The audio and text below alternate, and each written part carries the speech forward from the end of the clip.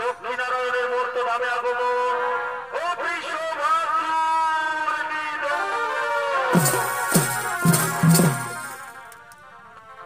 দূরদর্শন খ্যাত স্বর্গীয় ওস্তাদ প্রভুদাস কুমার প্রতিষ্ঠিত মহামহিম রাষ্ট্রপতি মাননীয় দ্রৌপদী মুর্মুর হাত থেকে সঙ্গীত নাটক একাডেমি পুরস্কারে পুরস্কৃত ওস্তাদ ভুবন চন্দ্র কুমার, যার পরিচালনায় রয়েছেন লক্ষণলাল কুমার। নমস্কার নমস্কার নমস্কার। দর্শক মন্ডলী, শুরু করতে চলেছি সম্পূর্ণ বিষ্ণু পুরাণের কাহিনী অবলম্বনে রচিত একটি অশেষজ রাজকীয় পৌরাণিক পালা লক্ষ্মী নারায়ণের মূর্ত ধামে আগমন ও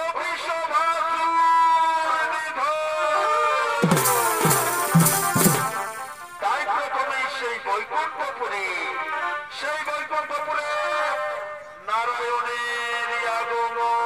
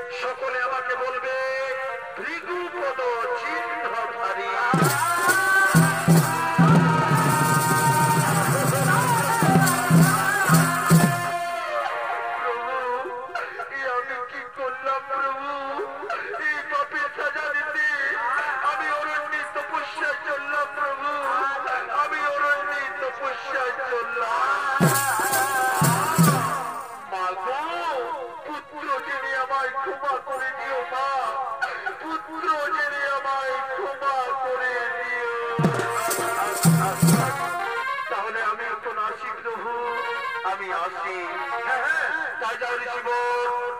তাই যা।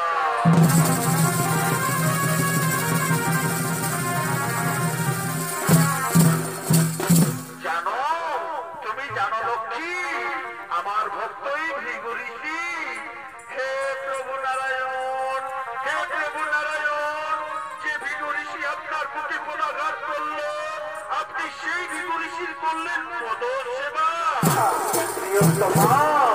ভৃগু ঋষি হচ্ছেন মহান ঋষি, আমার পরম ভক্ত। এই দেখো দেবী, তার পদ চিহ্ন আমার বুকে। আপনার বুকে তো আমার ইচ্ছা, আপনার বুকে পদাঘাত করা মানে তো আমাকে পদাঘাত করা।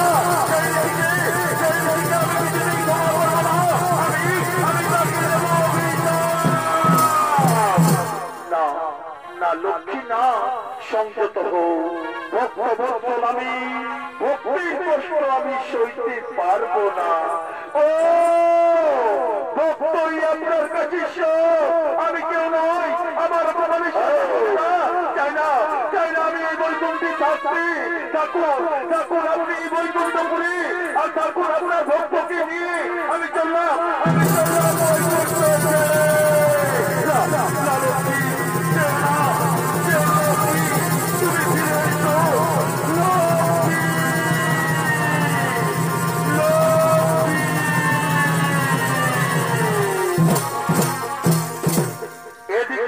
লক্ষ্মীরা গান্বিত হয়ে করলেন বৈকুণ্ঠ ত্যাগ। আর ওদিকে বাবা ভোলা মহেশ্বর ও সৃষ্টিকর্তা ব্রহ্মদেব চলেছেন এই বৈকুণ্ঠের পথে। শিব ব্রহ্মা একই সাথে চলিল বৈকুণ্ঠের পথে।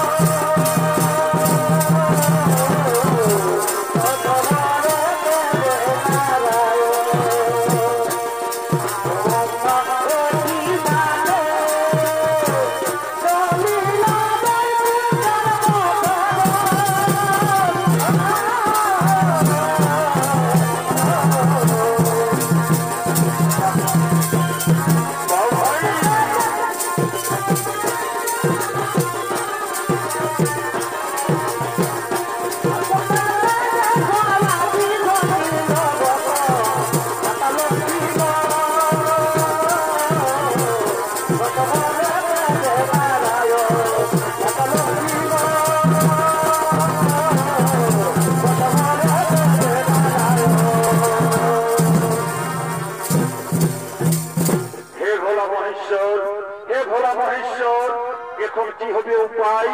দেবী লক্ষ্মীর এমন সিদ্ধান্ত, আজ ভগবানের ভক্ত ও পত্নীর মধ্যে উভয় সংকট, কি করে হবে সমাধান? হে ব্রহ্মদেব, শ্রী হরি বিষ্ণুর লীলা কেবল তিনি জানেন, আমরা তো তার সহচর মাত্র। ওই দেখুন ব্রহ্মদেব, মাতা লক্ষ্মী আসছেন। চলুন তার রাগ ভাঙানোর চেষ্টা করি।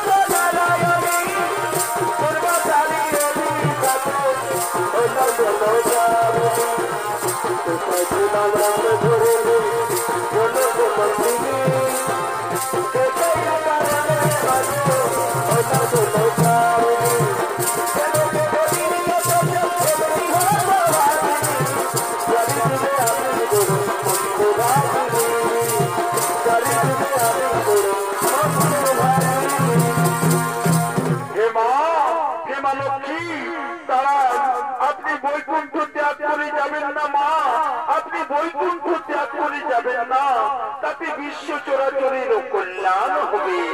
সরে যান দেবগণ, এই বিশ্ব চরাচরে আমার কিসের প্রয়োজন? তার জন্য তো ভগবান বিষ্ণু আছেন, আপনারা আছেন।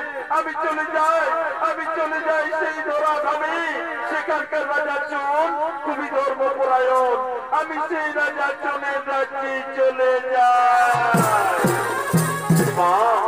মা গো, একান্তই যদি যেতে চাও মা, তাহলে সেই ধর্মপরায়ণ রাজা চোনের রাজ্যে আমাদেরকেও তুমি সাথে নিয়ে চলো মা, আমাদেরকেও তুমি সাথে নিয়ে চলো।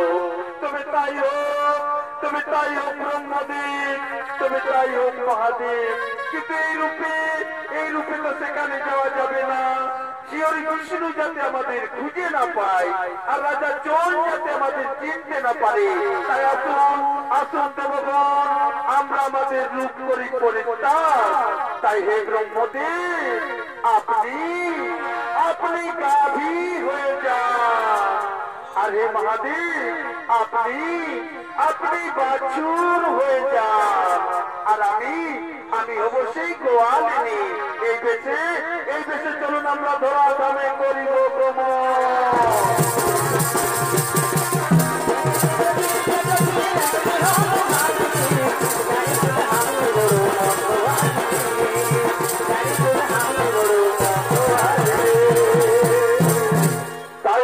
ব্রহ্মদেব গাভীর রূপ ধারণ করে, বাবা ভোলানাথ বাছুর রূপ ধারণ করে, ও মাতা লক্ষ্মী গোয়ালিনীর বেশে এই ধরাধামে করছেন আগমন। বনে কি ফুল ফুটেছে রে, রমতে মাতা ধরেছে, বনে কি ফুল ফুটেছে রে, আমাকে মাতা ধরেছে।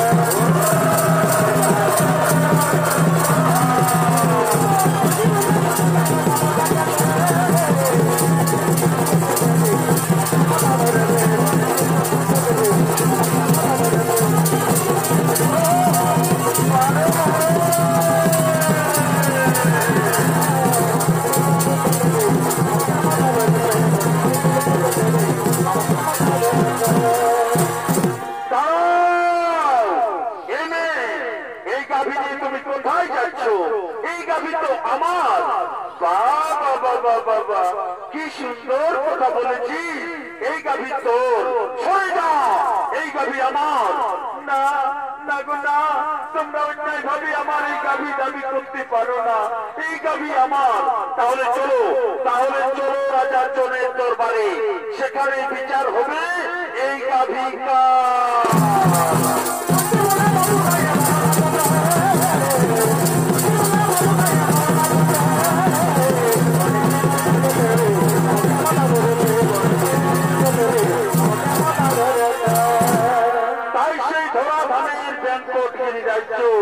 সেই ব্যাংকটগিরি রাজ্যে যাচ্ছেন তিনি, তার পাত্র মিত্রদের সাথে লয়ে তিনি রাজসভায় করছেন আগমন।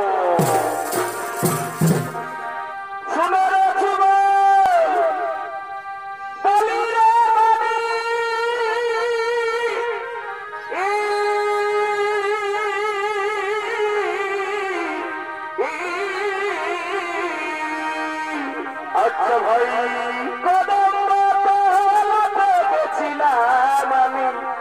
সুবল বেলায় বোঝা কালে ভাই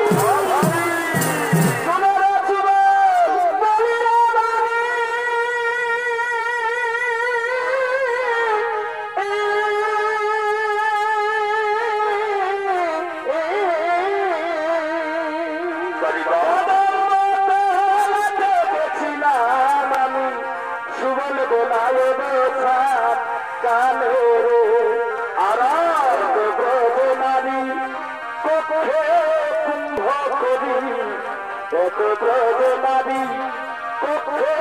কুম্ভ কবি সুবল গেছিল যমুনার দলে, সুবল গেছিল যমুনার দলে, সুবল চাহিলে নয়ন ভুলে রে, সুবল হেরিলে নয়ন ভুলে রে।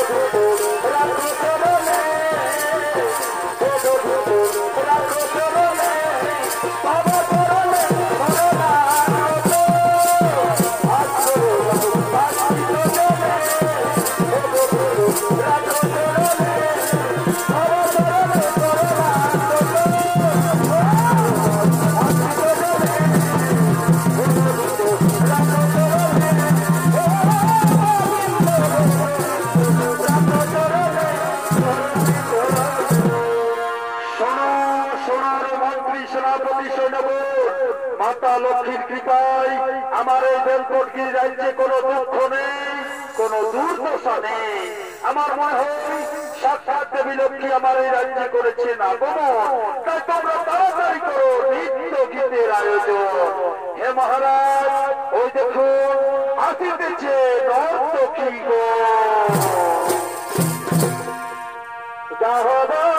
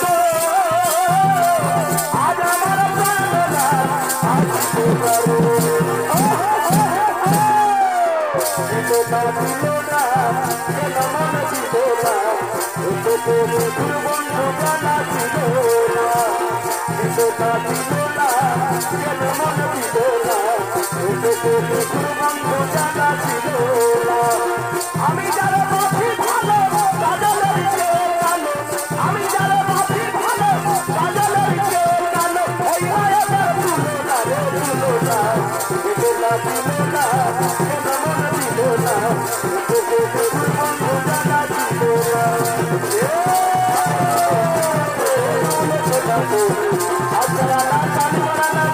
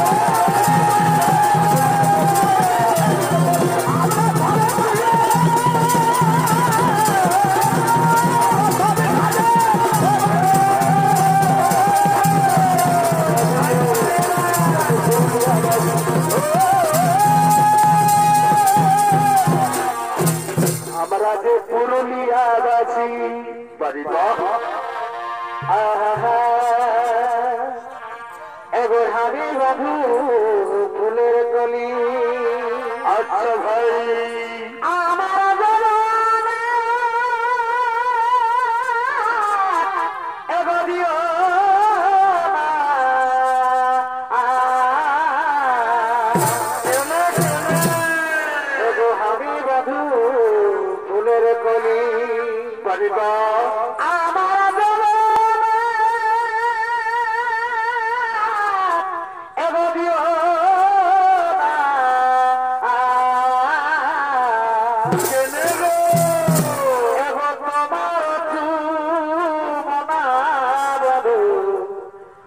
কালো পারিব না ও আমি সহিব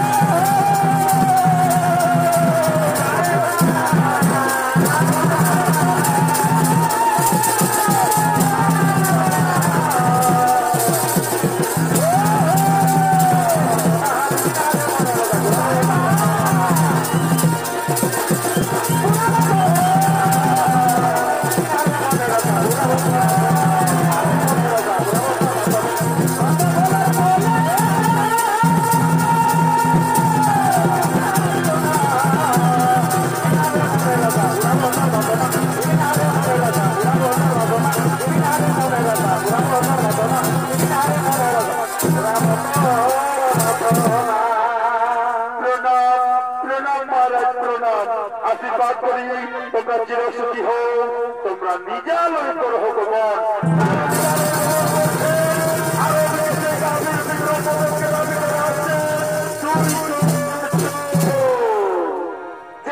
প্রেমের ভাব জানে না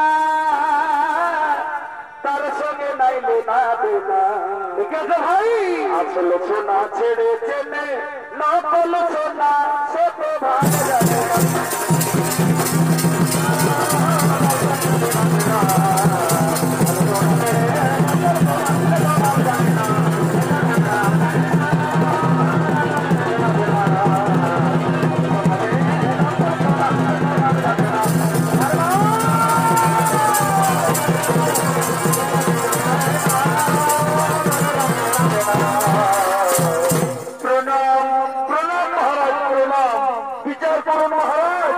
আপনি বিচার করুন ওই গাভী বলছো আমার কিন্তু এই ব্যক্তি তা আমার কাছ থেকে কেড়ে নিতে চায় না না মহারাজ এই বেটা মিথ্যে কথা বলছে ওই গাভী আমার ওই গাভী ছাড়াই আমি বাঁচব না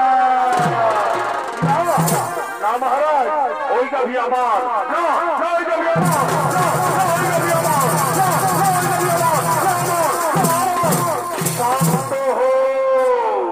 শান্ত হো তোমরা বিচার হবে আশা করি রাজাজনের রাজত্বে অন্যায় বিচার কখনো হয় না আর আজও হবে না হে গো মাতা তোমার প্রতি যদি কোনো অত্যাচার হয়ে থাকে তার জন্য তুমি আমাকে ক্ষমা করো গো মাতা তার জন্য তুমি আমাকে ক্ষমা করো হে গো মাতা সঠিক বিচার করতে তোমার সহযোগিতা চাই মা তাই যাও যাও গো মাতা যেই হোক তোমার সঠিক মালিক তুমি তার কাছে নীল হয়ে যাও গো মাতা তুমি তার কাছে নীল হয়ে যাও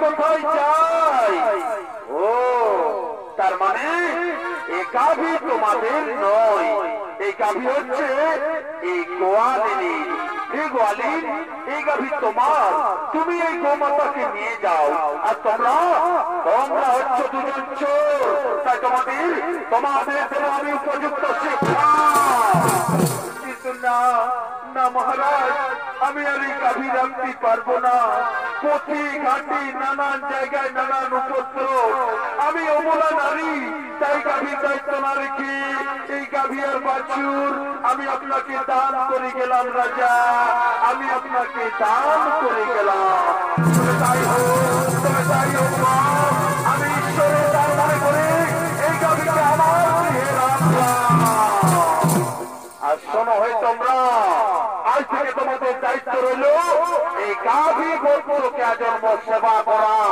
আর রোজ তোমরা এই গাভীর দুধ আমার রাজবাড়ি পৌঁছে দেবে এটাই হলো তোমাদের শাস্তি যথাইক মহারাজ যথাইক তাই রাজা চোর মনের আনন্দে গাভী নিয়ে রাজগোশালার দিকে করছেন গমন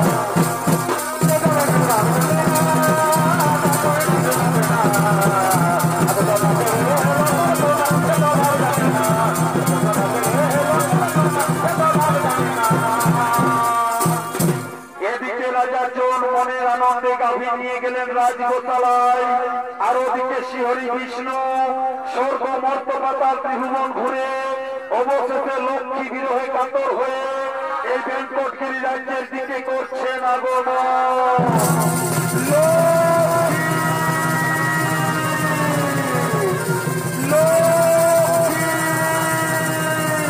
কোথায় কোথায় তুমি লক্ষ্মী ফিরে এসো তুমি ছাড়া আমি কেউ লক্ষ্মী তুমি ছাড়া আমি কেউ এদিকে শ্রী বিষ্ণু দেবী লক্ষ্মীর বিরহে ধরা ভাবে এসে অজ্ঞান হয়ে পড়লেন আর ওদিকে সেই গাভীর ব্রহ্মদেব চলেছেন শ্রী বিষ্ণুকে স্তনপান করানোর জন্য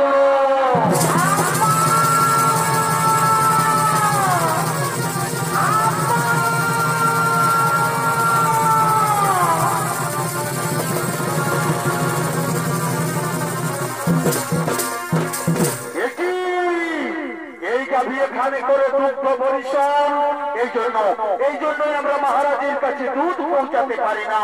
চলো মহারাজকে গিয়ে জানাই।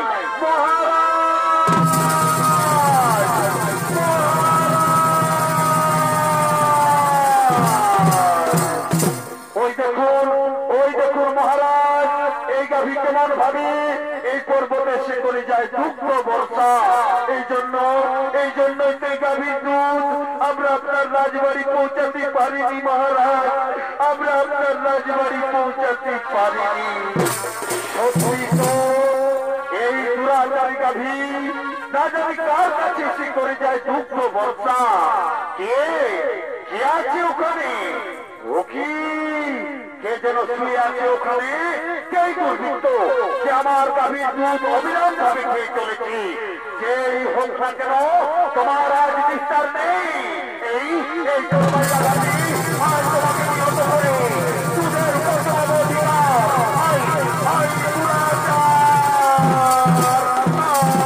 তাই সঙ্গে সঙ্গে গাভীর উদ্যাগ করে সৃষ্টিকর্তা ব্রহ্মদেব বলছে, ওরে ওরে দুরাচারী রাজা, ওরে অধর্মী, ওরে পাপাত্মা, না জেনে তুই যেভাবে অসুর প্রকৃতি ধারণ করে স্বয়ং ভগবান বেঙ্কটেশ বিষ্ণুর প্রতি করলি আঘাত, তাই আমি তোকে অভিশাপ দিলাম, তুই এই মুহূর্তে অসুর জনিতে পরিণত হয়ে যা।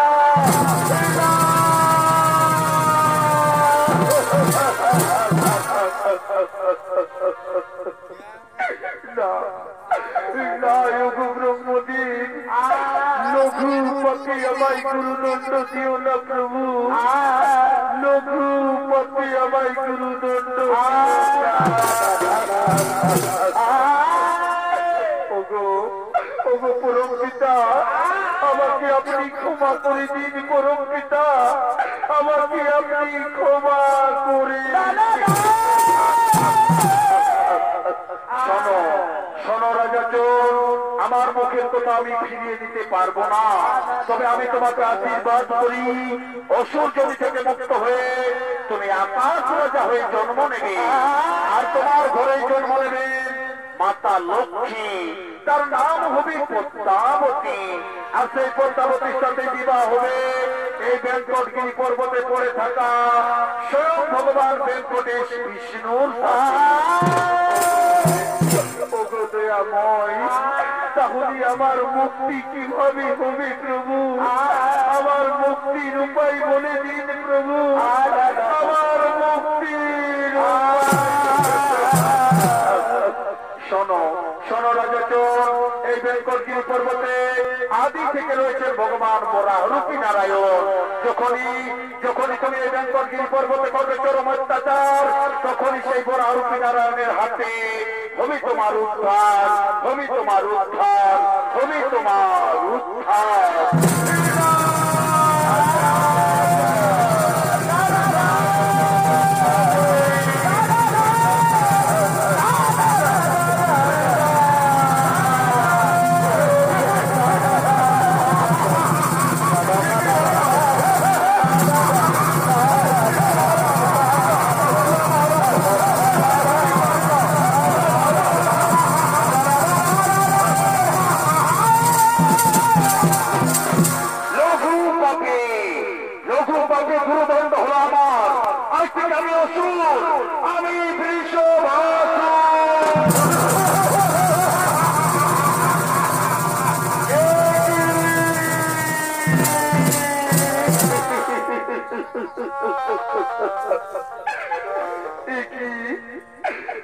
মহারাজ, আপনার কেমন রূপ, কেমন আচরণ। কে তুমি আমাকে চিনতে পারছো না মহারাজ? আমি যে তোমার স্ত্রী সুনন্দা। স্ত্রী?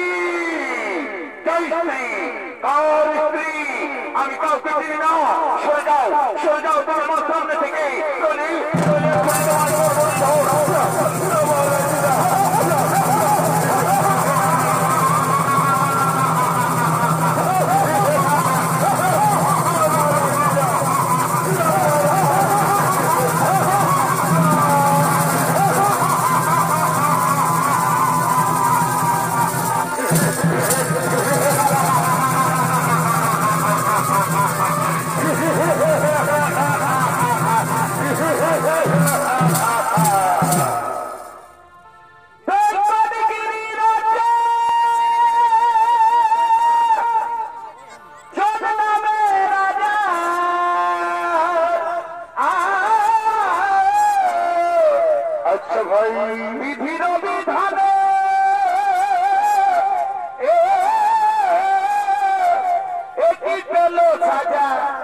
সে জানে না তার কর্মের কি বাধ ব্রহ্মার অভিশাপে ওছে বৃষ ভাসুর রূপে ব্রহ্মার অভিশাপে ওছে বৃষ ভাসুর রূপে ক্রোধেতে করিল আগমন ক্রোধেতে করিল আগমন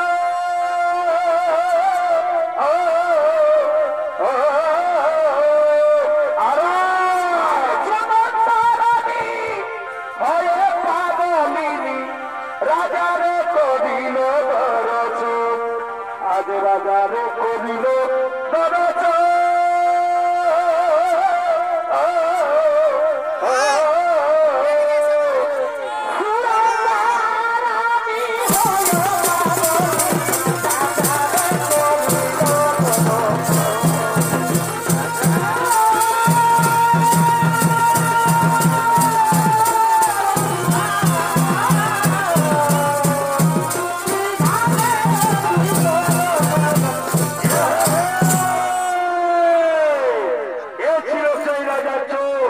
ব্রহ্মদেবের অভিশাপে অভিশপ্ত হয়ে রাক্ষস কুলে জন্ম হল বৃষভাসুর নামে। তাই নৃত্য পরিবেশন করে দেখাবেন স্বর্গীয় প্রভুদাস কুমার সম্প্রদায়ের এক উদীয়মান তরুণ ছৌ নৃত্যশিল্পী অমৃত বাউরি।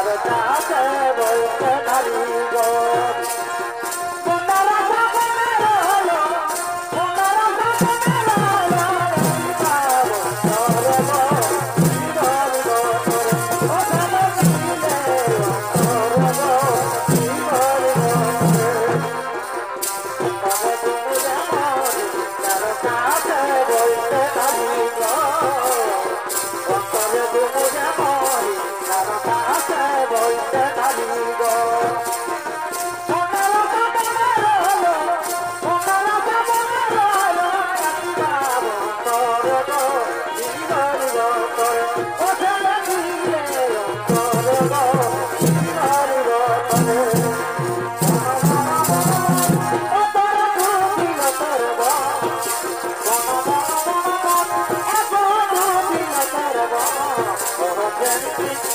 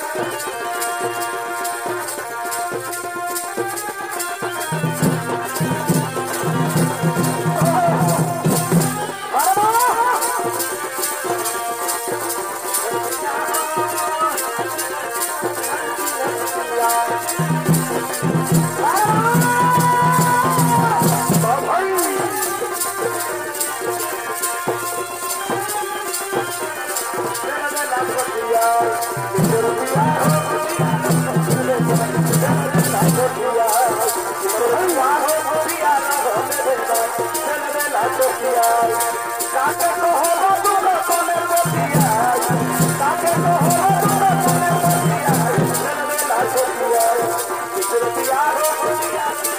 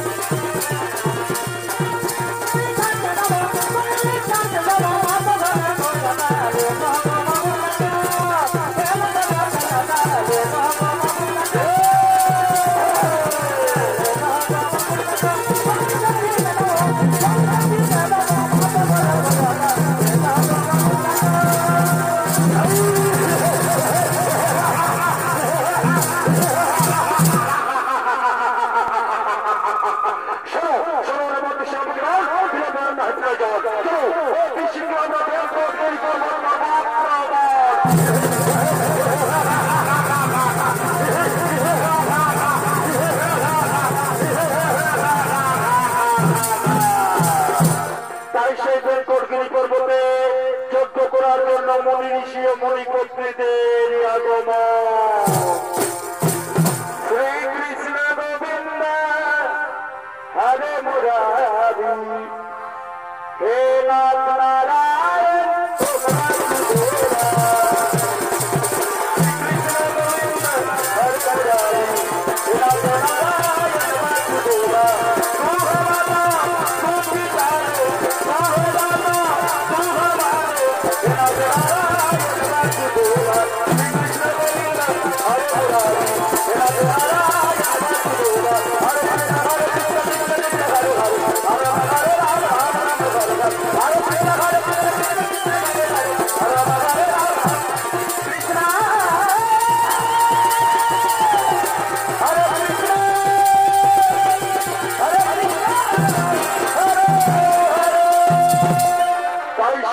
সঙ্গে মণিগণ যজ্ঞ করলেন আরম্ভ। ওম নমঃ ভগবতে বাসুদেবায় নমঃ নমঃ। ওম নমঃ ভগবতে বাসুদেবায় নমঃ নমঃ। ওম নমঃ ভগবতে বাসুদেবায় নমঃ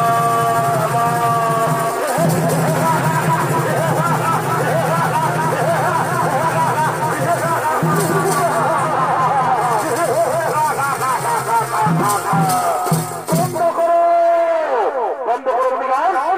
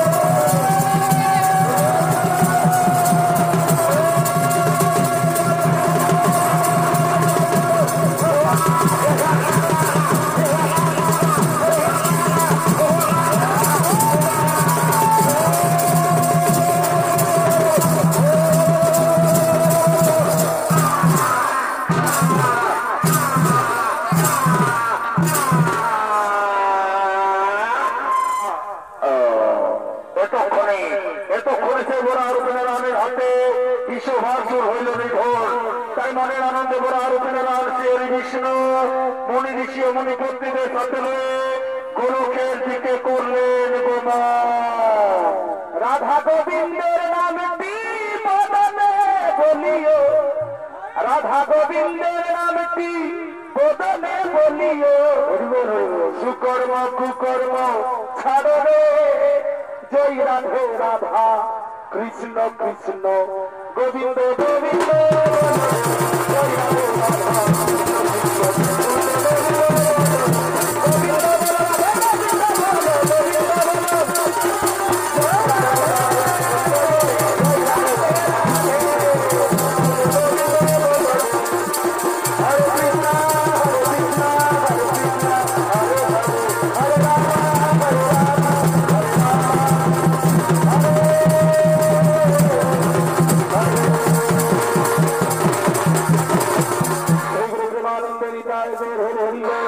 নমস্কার নমস্কার সুনীত মন্ডলী স্বর্গীয়